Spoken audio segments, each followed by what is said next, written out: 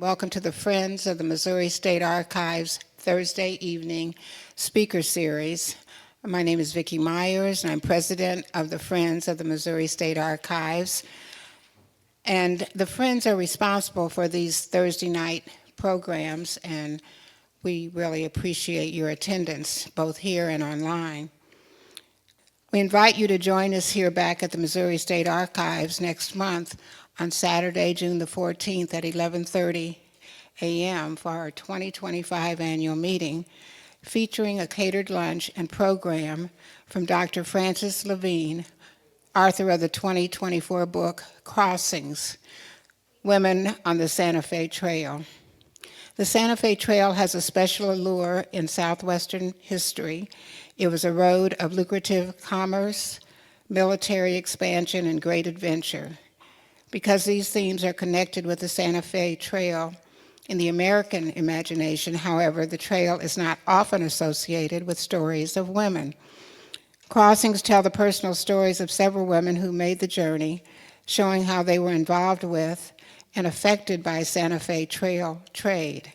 Through diaries, letters, and firsthand accounts, Levine seeks to understand the experiences of women who journeyed from St. Louis to Santa Fe, as well as some who made an eastward crossing.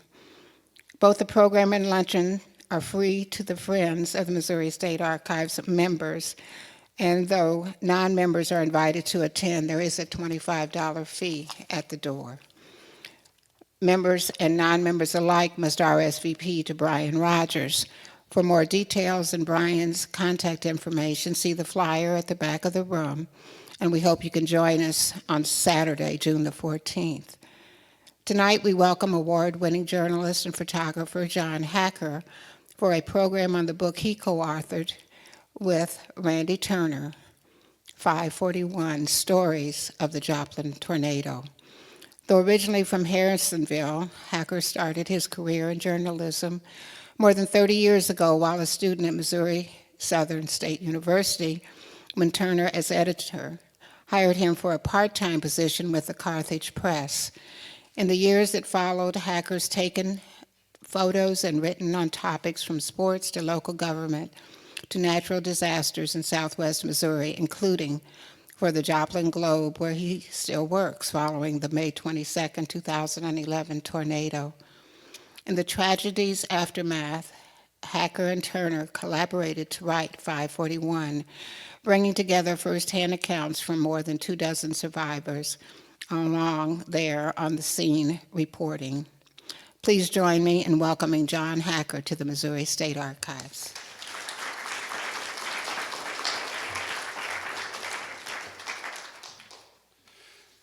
Well, thank you very much, and thank you to the Friends of the Missouri State Archive. I don't want to break the podium here, so I'll see if I can do this without breaking it.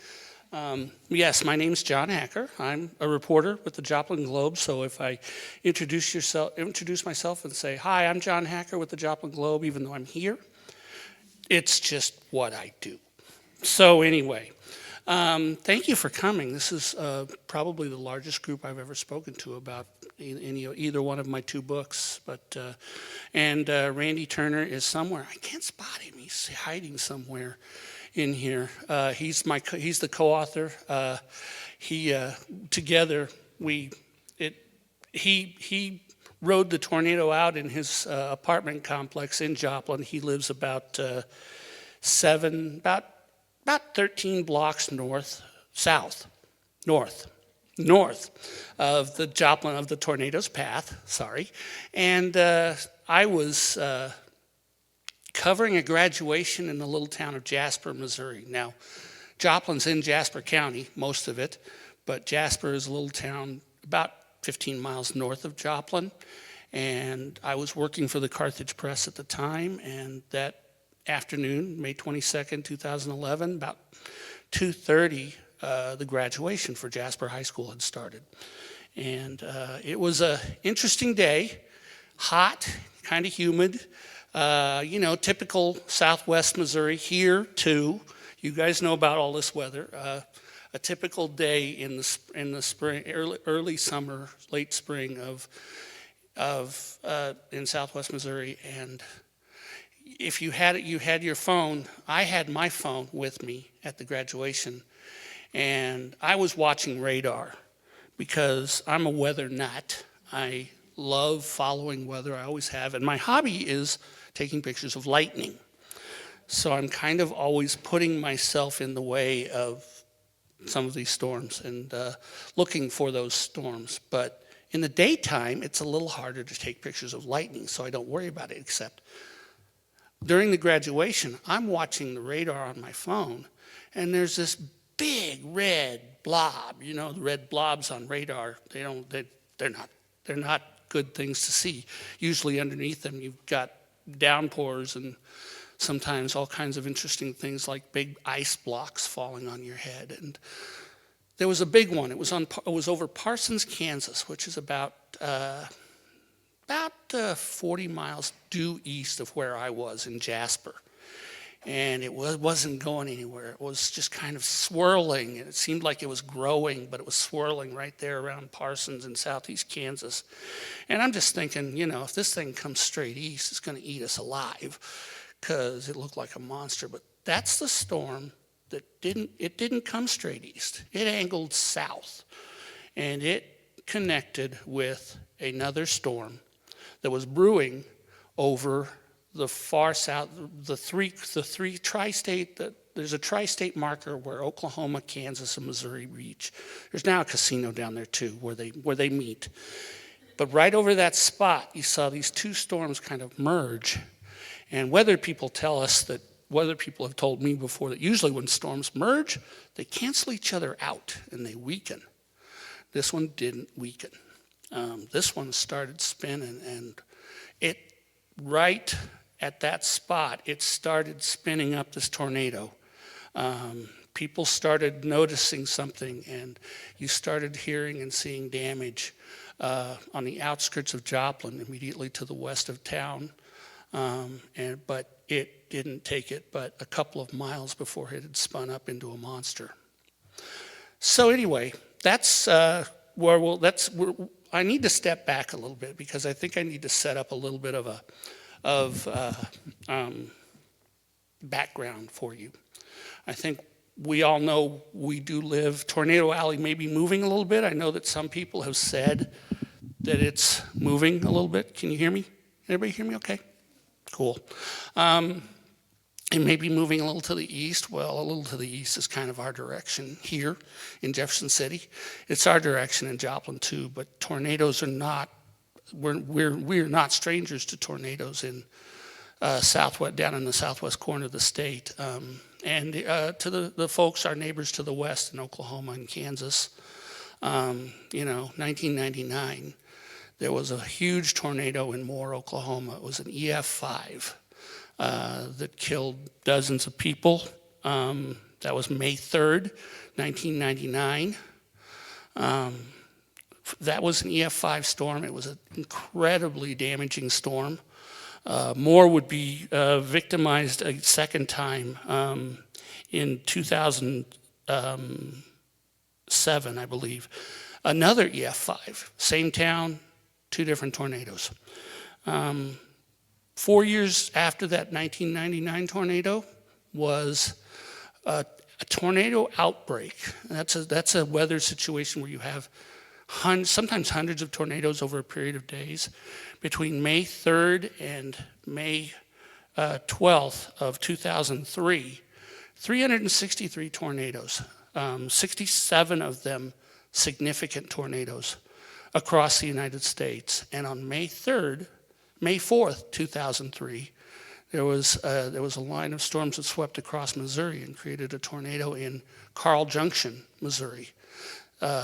It also spawned a tornado that destroyed Franklin, Kansas, Stockton, Missouri, Pierce City, Missouri.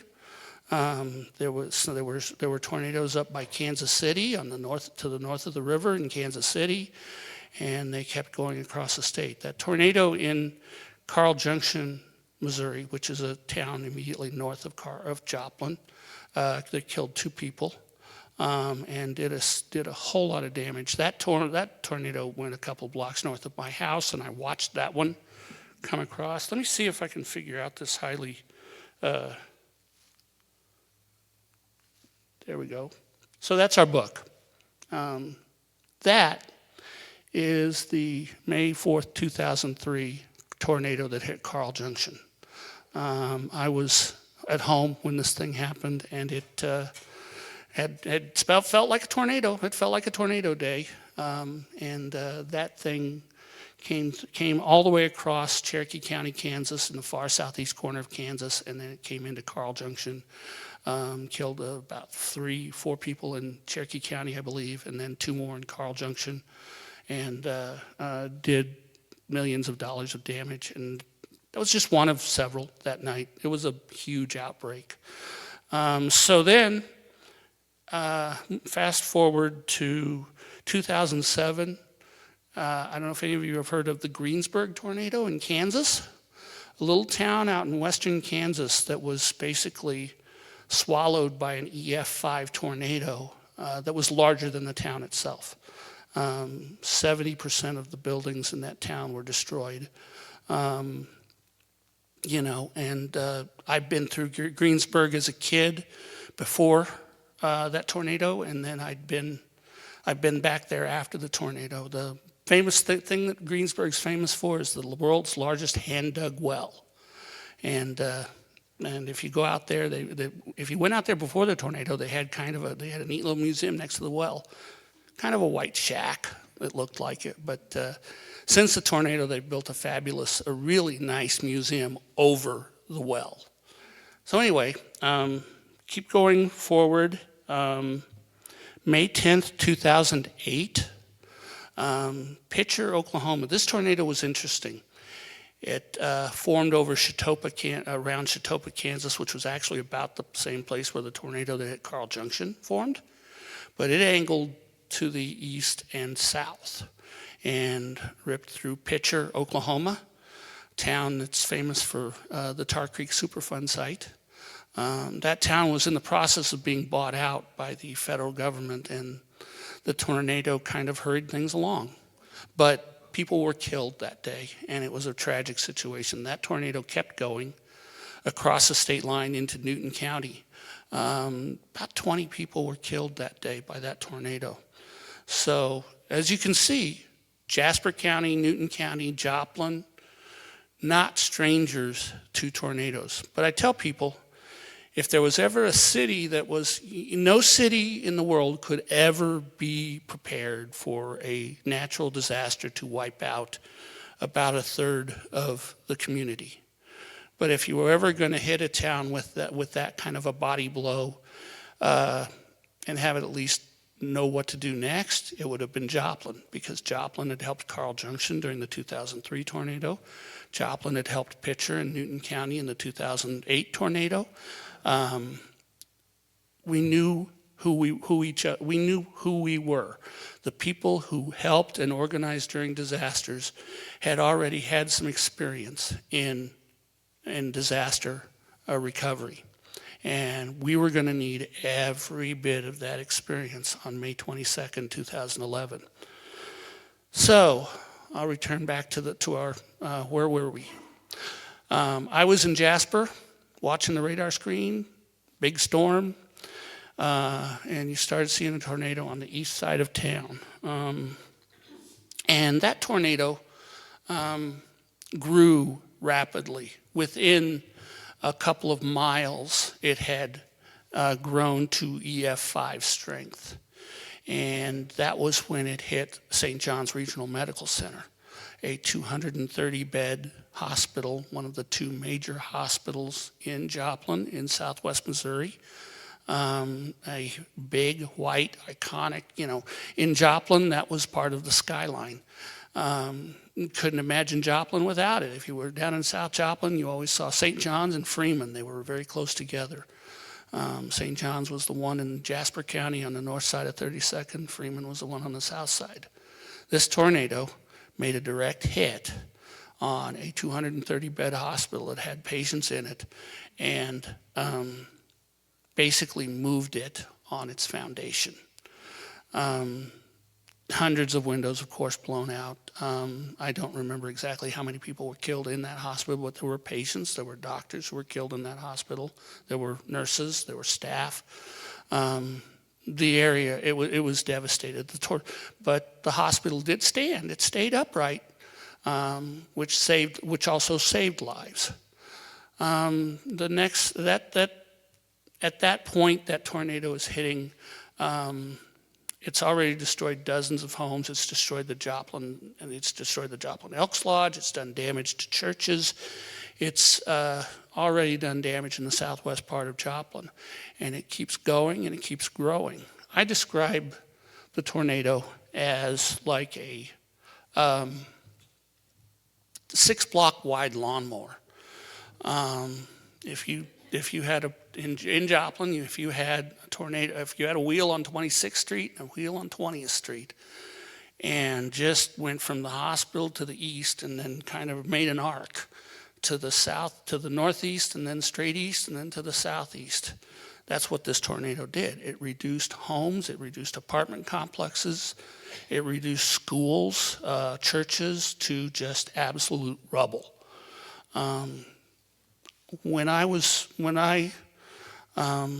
At this point, I'm on my way south from Jasper. I'd been hearing a tornado. There was a tornado warning before 5:41. The title of our book is the time that tornado warning sounded a tornado warning sounded in Joplin, but it was the second one of the day. About 30 minutes earlier, there had been a tornado warning for a radar noted cell that could have rotation that was going through Carl Junction. And I'd already been through one in Carl Junction, and I decided I didn't want to go through a second, so I stayed up north. I stayed up around Jasper and hung around up there, monitoring the radio and monitoring my phone. And then I started heading south. After it appeared that tornado warning turned out to be it was a warning and we needed it, but nothing happened with that one.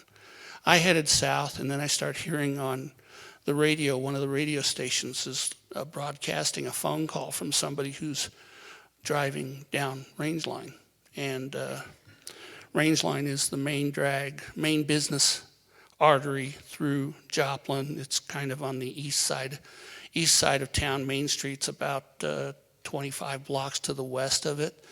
But this person's driving down Rangeline Road in the area 15th, 20th of Rangeline, and he's describing the Walgreens being gone, Academy Sports is gone, Home Depot gone, Walmart, a Walmart Supercenter gone. And so I'm hearing this on the radio, and I'm, of course, in my mind comparing it to what happened in Carl Junction that I saw, and this is way bigger than that. So anyway, I came into Joplin from the north. I'm coming down Main Street, basically. And I had been in touch with a friend of mine. I'd been in town the night before. I'll just go off on this little tangent for a second. To visit a friend. The friend was going to school with his wife in Fort Worth, and had been up to visit his mother, who lived over by the Joplin High School. And they'd been in town the night before, and I came over to visit them, and I'd spent a couple of hours in the house talking with them. So I get a phone call as I'm on my way south from my friend. And he says, "Would you please go check on my mother?" He had headed home that morning, gotten as far as the Red River when the tornado hit, and he immediately turned around and stopped at Walmart and bought all the water supplies that he could, and headed back to Joplin. So that's where I headed. I'm headed to 22nd in Indiana, which is right close to 22nd in Illinois, which is right close to our Joplin High School at 20th and Indiana. And I get in, and I'm coming south through Joplin, and you can start to see things out of place. Papers, shingles, stuff on the road, 15 blocks north of this damage path, you start seeing stuff out of place. You get down to 7th Street and then down to 15th Street in Joplin. Start seeing Carl Junction-like tornado damage. I was seeing, roofs ripped off of homes. The homes were still standing, but they lost their roofs, and they lost some walls, some, trees knocked down. But it was when you hit 20th Street, and you got to I'm on Indiana Avenue, you get to 20th Street, and it just opens up, and it's not supposed to open up, because there's a lot of stuff at 20th and Indiana. There are buildings, there are trees, there are things at 20th of Indiana, and they're not there. All you had is matchsticks and bricks. The high school parts of the high school had been blown down. Other parts were still standing, but the roof had been ripped off. The apartment complexes, large multi-story, multi-person dwellings, that 3 stories tall, that had been reduced to rubble, and people crawling out of this rubble, stunned, absolutely could not believe what had just happened to them. So I parked my car and I ended up walking towards my friend's house. On the way I stopped, I took some pictures, but this is kind of the scene you saw. This scene looks across. This is the high school, one of the high school baseball fields to the south of the high school, and it looks across. That's a gas main that's ruptured, and that's the fire that's spewing from it. But you can see those are homes that have just been reduced to piles of stuff, of people's lives. And that's the high school at 20th and Indiana. These people have just pulled themselves out of rubble. They don't have shoes. They're walking in places where there are nails and there are, splinters. And this is within about 20 minutes after the tornado has already gone through. And it's raining again. We were still under a severe thunderstorm watch. We had another severe thunderstorm warning later that evening. We're just trying to get a grip on what's happening. Some police officers have gathered in the parking lot of the high school, and they're starting to organize rescue efforts. And individuals are going to homes and to apartments and pulling their friends, their neighbors out of these homes. And sometimes they're pulling them out after they've already passed. Injuries, people, I tried to help open a car that somehow had stayed upright. There were 3 older people in this car. It was right in the center of the damage. I have no idea how it was sitting there, but there were the 3 people in it had been battered so badly. One of the men, had been sitting in the back seat. He'd gotten out. He was trying, and there was a group of about 12 or 15 people. We were all trying to open the front door to get this man's wife and his mother out of the front seat of this car, and he's bleeding, and they're bleeding. The windows are all blown out of this car. Their story it had to be incredible what they went through. But this was the scene for 9 miles across Joplin from west to east. And interestingly, if you know what you're looking for, if you fly over Joplin, even today, 14 years past, you can still see that scar.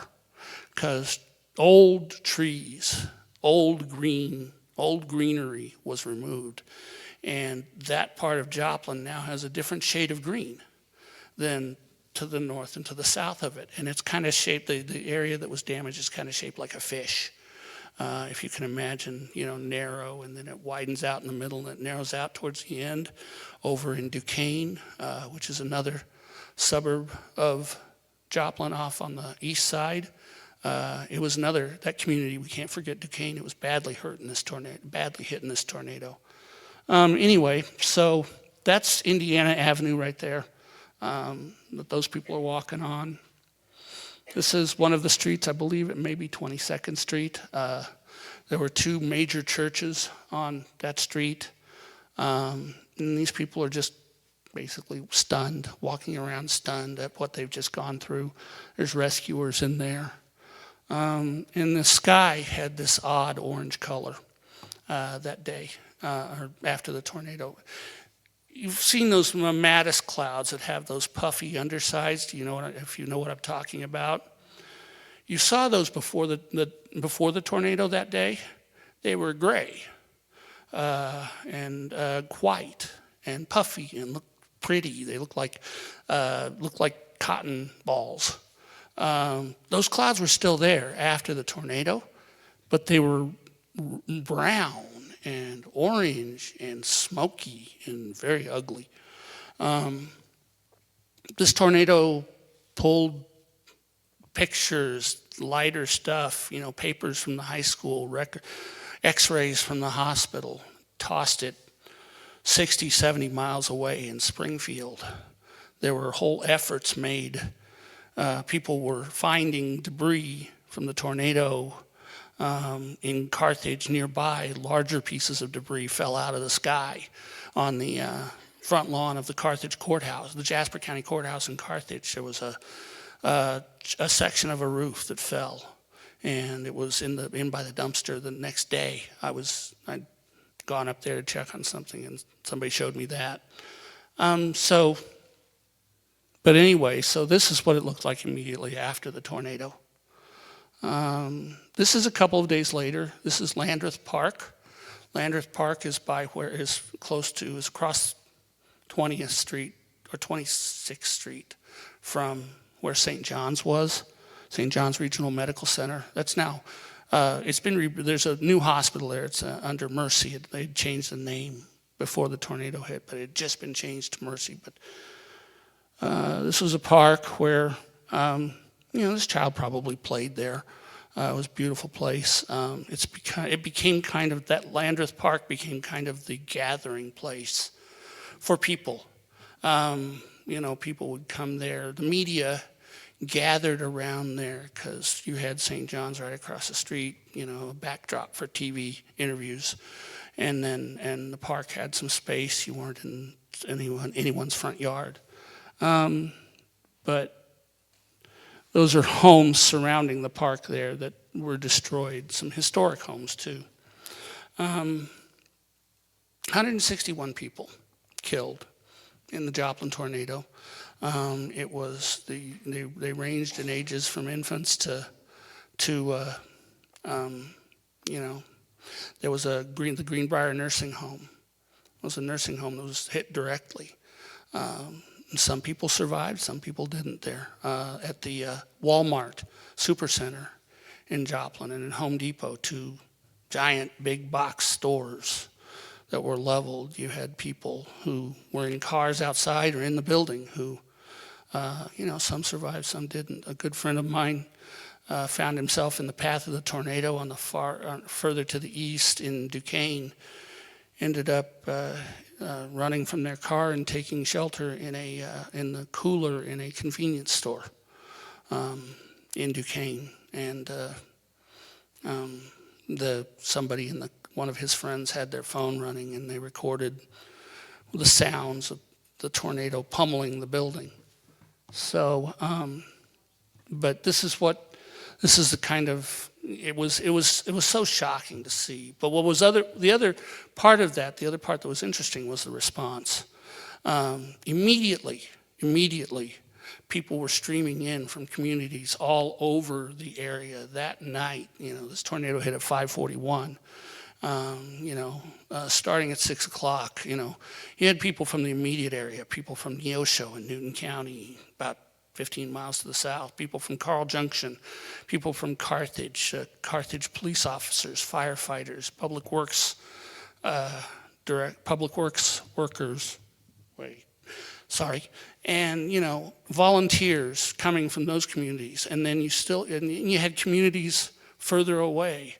When St. John's was destroyed, Freeman Health System and Freeman West Hospital became the only large hospital left, overwhelmed with casualties, of course.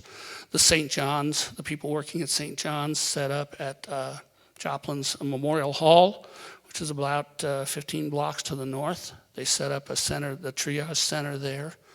Worked tirelessly to try to treat the wounded. People were bringing wounded to the hospital in the backs of pickup trucks, and pickup trucks that had been hit by the tornado and didn't have any windows. They were coming in from all sides, and they ended up coming to either Freeman or to Mercy, and they were triaged, and then they were sent to hospitals in Pittsburgh, Miami, Springfield, all around the area. Were receiving patients from the Joplin tornado. Everybody was working together within an hour of the tornado. Mercy, Carthage, the county seat in Jasper County, had a hospital called McCune Brooks Regional Hospital, about 25 beds, I believe. Not a big hospital, but they stepped up, and you had doctors and nurses from one of the hospitals in Springfield who came to Carthage, because suddenly Carthage's hospital was the biggest hospital closest to the north part of the damage path, and people who were north of 20th Street, people around range line around the big box centers could get to Carthage maybe easier than they could get to Freeman West, and they were coming to Carthage, and not a big hospital, but they did their best, and they served, and they saved so many lives. But the cooperation started immediately, and it just kept happening. We kept having volunteers, and the danger wasn't over right after the tornado, because we still had severe storms. The next day, a police officer from Riverside up by I think it was Riverside, up by Kansas City, who grew up in Webb City, one of Joplin's suburbs, and had moved up to the Kansas City area to be a police officer. He came down the next day after the tornado. He was struck by lightning and killed. He was one of the casualties, and remembered very fondly by the people who knew him. But the rebuilding started almost immediately. The number of volunteers that came in from around the country was just amazing, and they kept coming. The U.S. Army Corps of Engineers ended up having to, over the weeks after the tornado, the big question was, how do you get started rebuilding when you've got millions of tons of what was once people's lives now shattered and strewn across this area? You had to do something with the debris. And the Army Corps of Engineers arranged a debris removal program that gave the victims time to get into their homes, get to what remained of their homes and try to get out what they could. And then they started a systematic removal of that debris to landfills around the area. And it cleaned up the area so quickly. That's St. John's, big 230-bed hospital. They found out, the engineers looked at it, whether or not it could be repaired, and couldn't be repaired. The foundation had shifted, and it was just too badly damaged. So ended up being, it stood as kind of a witness to the tornado for about 9 months afterwards, before it was finally brought down. You can imagine bringing a modern steel and concrete 9-story structure, how difficult, a lot of planning to do that. This is kind of the damage path. This is a picture that was taken from an airplane. I took that picture in about 5 months after the tornado. And you're looking west to east, and you can see, I don't know if I can, yeah, sure. Up here in the center, St. John's is right there. And this scar goes all the way across town. And in the months afterwards, it was a very vivid scar. Like I said, if you know what you're looking for, if you're in an airplane and you're above Joplin, you can still see it. But it's not filled with debris. It's not filled with sadness. It's not filled with death. It's now filled with reconstruction. And that was a process that it was, of course, painful, but it was needed. And if you drive through Joplin now, you wouldn't know that Joplin had been hit by this tornado. Of course, it's 14 years later. But you would see a section of town that has a lot of newer homes. A lot of those homes have steel tornado shelters in them, of course. Mercy rebuilt St. John's to the south of Interstate 44 on the south edge of Joplin. They built a new 9-story hospital. It was hardened to resist a strike by an EF5 tornado. The whole hospital is hardened. The windows have bulletproof glass in them. The structure itself is reinforced. The generators, the water supply that was knocked out at St. John's in 2011 is in reinforced structures, has reinforced structures covering them. They say it's a building now that if the tornado like that hit it, they could still use it after that tornado hit. That was rebuilt in 2016, 15, I can't remember which, but that's St. John's over there. This is part of the rebuilding too. Whoops. I broke the building. There.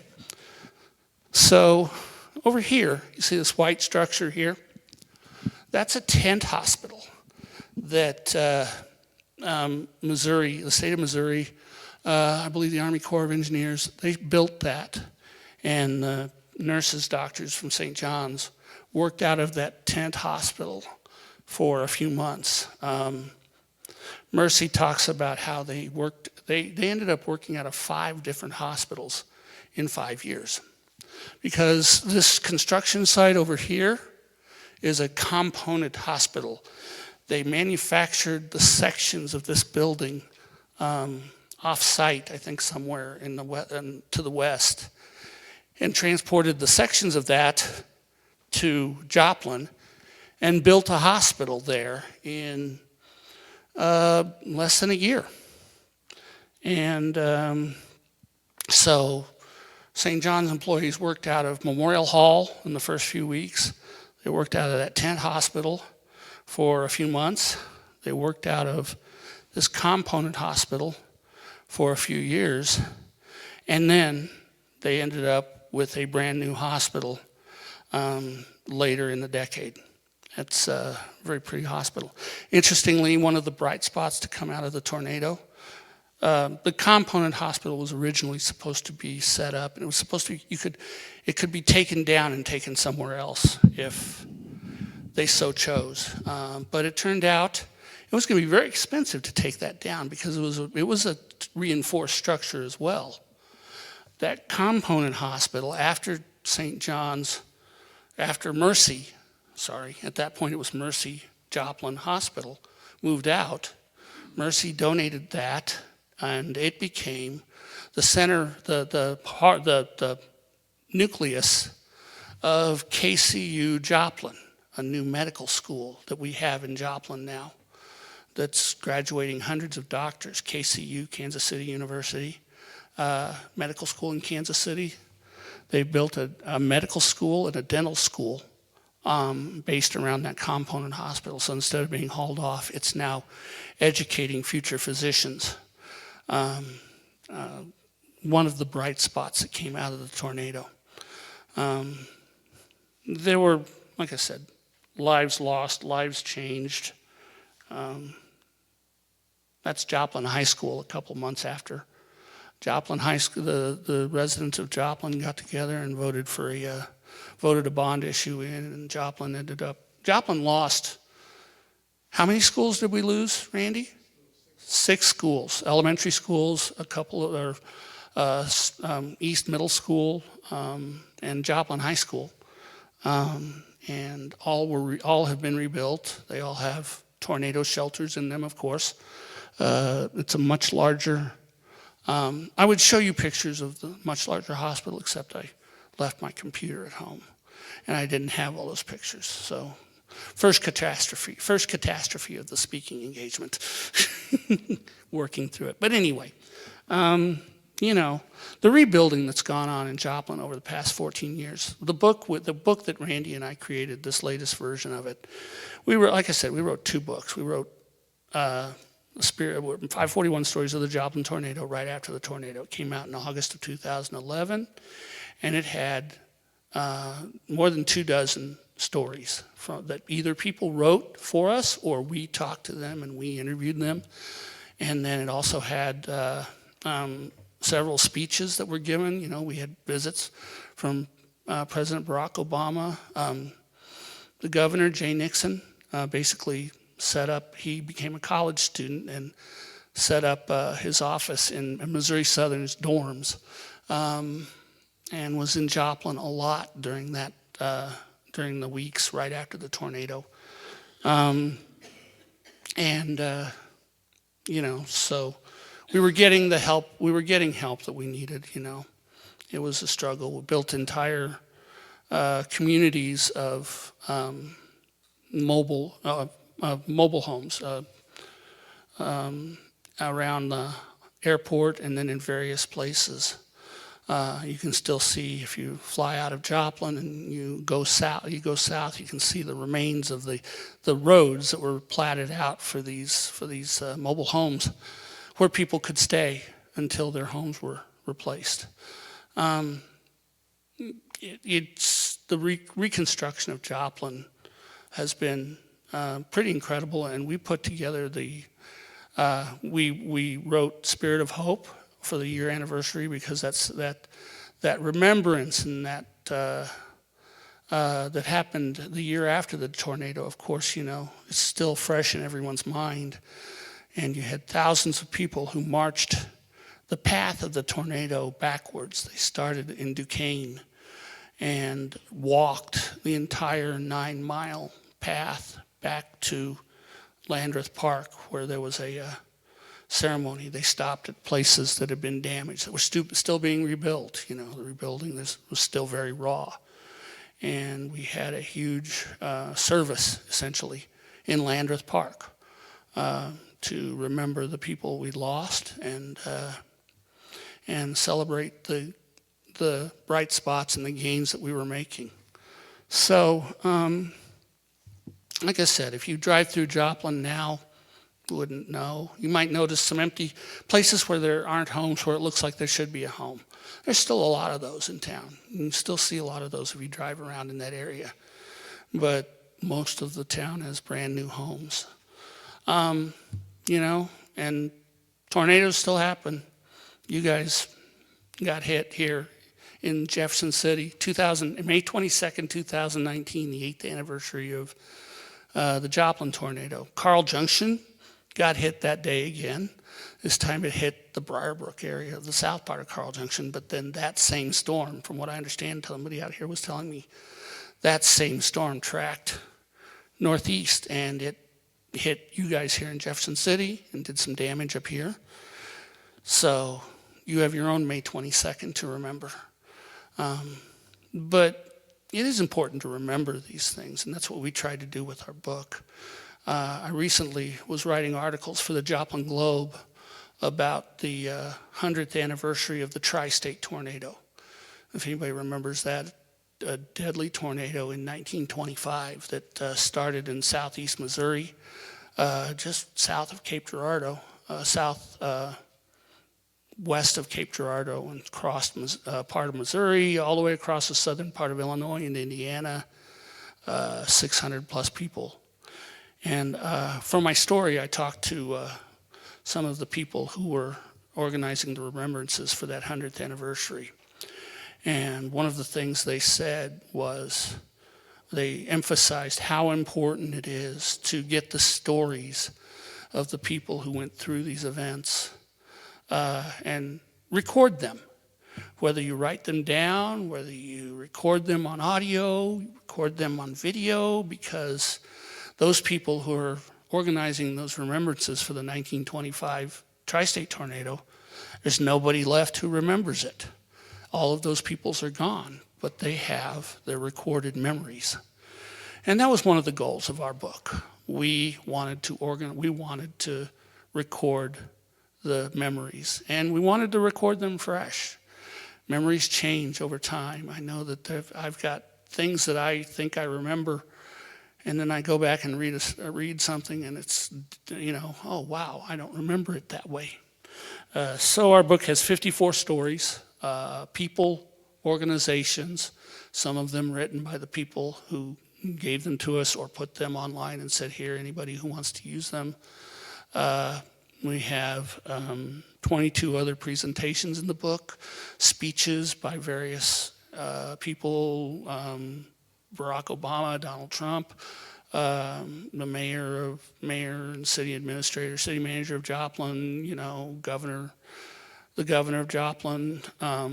We had a lot of people through here, and then we also have in the book the obituaries of 161 people who passed away, so we can remember those people. And we wanted to preserve the memory, preserve those stories, and it's a reference book that people, when May 22nd, 2111 rolls around, when we're all gone, those people can turn to our book and hear, these are the stories, these are the voices of those people from that day, telling them what happened that day. And that's why we tried to write it.